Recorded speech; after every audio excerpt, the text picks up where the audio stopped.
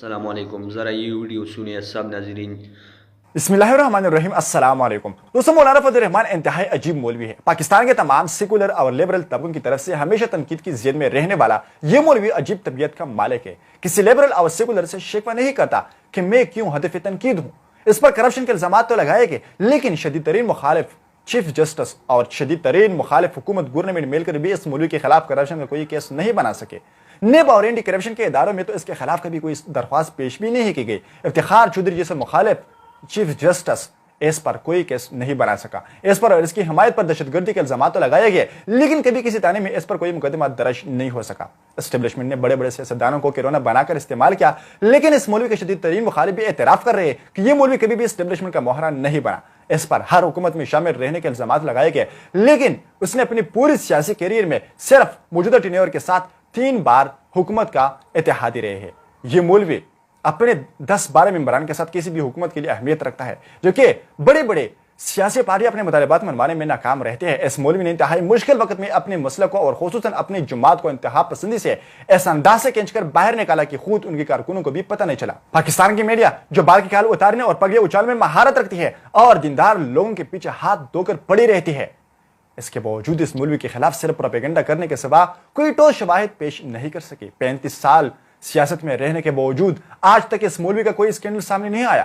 صوبہ خیبر پختونخوا میں سیکولر قوتوں کی شدید ترین مخالف اور اپوزیشن میں ہونے کے باوجود گزشتہ 10 سال میں ساری صوبائی حکومتی مشینری مولانا یا ان کے کسی بھائی یا بیٹے یا کسی پارٹی لیڈر کے خلاف کرپشن کا ایک کیس نہیں بنا سکی۔ پاکستان کے لاکھوں علماء 30-35 سال سے اس کی قیادت پر مطمئن رہتے آئے ہیں، اور آج بھی یہ مولوی لاکھوں علماء کا قائد مانا جاتا ہے۔ مدرسوں، خانقاہوں، تبلیغ و تنصیب سے وابستہ علماء اس مولوی کو اپنا قائد سمجھتے ہیں۔ پاکستان کی تاریخ میں اس جیسے فصیح و بلیغ اور مدلل گفتگو کرنے والا سیاسی لیڈر آج تک پیدا ہی نہیں ہوا۔ اس کی پوری تقریر میں اگر کوئی ڈھونڈنا بھی چاہے تو ایک لفظ بھی ضرورت سے زیادہ انہیں نہیں ملے گا۔ اب ذرا آپ سب کو دعوت فکر دے رہا ہوں کہ وزیراعظم کو کرپشن پر گھر بھیجنے والا چیف جسٹس کیا اس مولوی سے ڈرتا ہے؟ اس پر کرپشن کا کیس کیوں نہیں چلاتا؟ عمران خان جیسے شدید ترین سیاسی مخالف اس پر کرپشن کا کیس کیوں نہیں دائر کر سکا؟ قانون نافذ کرنے والے ادارے اس پر قانون شکنی کے الزامات یا کوئی کیس کیوں درج نہیں کر سکے؟ عدالت مخالف ہونے کے باوجود ایک بار اس کو بلا کر کرپشن کے بارے میں سوال کیوں نہیں کرتے؟ کہ یہ مولوی اتنا طاقتور ہے کہ نیب سے لے کر اسٹیبلشمنٹ تک، عدالتوں سے لے کر حکومتوں تک سب کے سب اس مولوی کا احتساب کرنے سے ڈرتے ہیں۔ آخر وجہ کیا ہے؟ صرف تعصب؟ اتار پہ تعصب کے چشمے اور سوچو کہ آخر اس مولوی کے سامنے تمام ادارے بے بس کیوں ہیں؟